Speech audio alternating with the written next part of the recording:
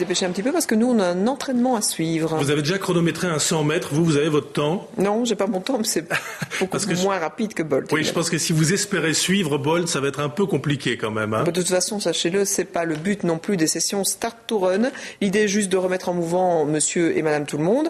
Alors, j'ai fait ça avec Feu Sébastien, et ça marche. Enfin, ça court même plutôt. Et l'une de nos stagiaires, Jeanne Delobel, a testé pour nous aussi le Start to Run. On va commencer d'abord par 2 tours d'échauffement sur le terrain de foot, trottinant à son aise. Ces athlètes ne sont pas de grands sportifs, mais depuis 2 mois, ils se donnent rendez-vous sur une piste d'athlétisme. Le jogging, c'est un sport accessible que l'on peut pratiquer quand on veut, et les terrains sont faciles à trouver. Mais en groupe et avec un coach, c'est encore mieux. Voilà, pensez à bien faire les pieds, bien respirer, regardez devant vous, ça va? L'objectif, c'est quoi exactement ? C'est parvenir à courir 5 km sans s'arrêter en venant à l'entraînement 2 fois par semaine pendant 2 mois et demi. Retrouver la condition physique simplement. Je me rends bien compte qu'à partir d'un certain moment, il fallait faire des efforts. Je crois que c'est surtout le défi, parce que je ne suis pas du tout sportive. C'est une certaine fierté, même si je suis souvent dans les dernières, etc., que j'ai parfois du mal, mais c'est une fierté. C'est une lutte contre soi, en fait, en groupe. Et ça, c'est important. Oh, j'en peux plus. Mais non, t'inquiète. T'as déjà fait pire la fois passée. Oui. Donc, pas de souci. Voilà, et on remonte. Et... Alors, ça apporte du bien-être, mais également donc, de l'amélioration au niveau de la respiration, du rythme cardiaque.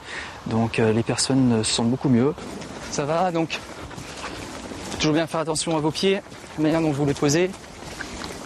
Bien respirer avec la bouche ouverte. Il me dit souvent aussi de regarder devant moi, de regarder haut, la tête haute, en étant assez fier.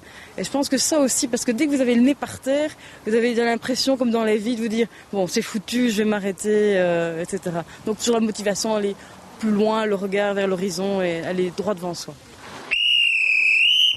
On accélère! Attention, courir est une drogue.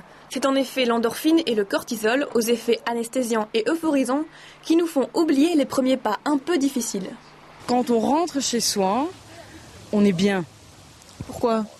Écoutez, je ne sais pas expliquer, je ne sais pas si c'est chimique ou je ne sais quoi, mais on est bien, on n'a pas spécialement faim, on n'est pas spécialement fatigué, ou alors c'est une fatigue saine, je dirais, et on se sent bien, on se sent plus serein, on se sent plus zen, entre guillemets. Voilà, un coaching qui dure 2 mois et demi. À vous de fixer un objectif avec votre coach, 5, 10 km. Je préviens d'ailleurs mon coach, Elvire, que moi, ça sera les 20 km de Bruxelles. Enfin, j'aimerais bien. Donc, il y a un objectif, c'est de se mesurer à vous aussi. Peut-être, oui. De comparer vos temps avec ceux de Véronique Barbier. Alors, voici l'adresse internet, www.sport.be/ c'est la petite barre Start to Run, si vous voulez comparer vos temps à ceux de la fameuse Elvire et de Véronique. Voilà, et parce que courir, c'est pas trop votre truc, Benjamin, on vous a prévu ce soir une sortie un petit peu plus adaptée.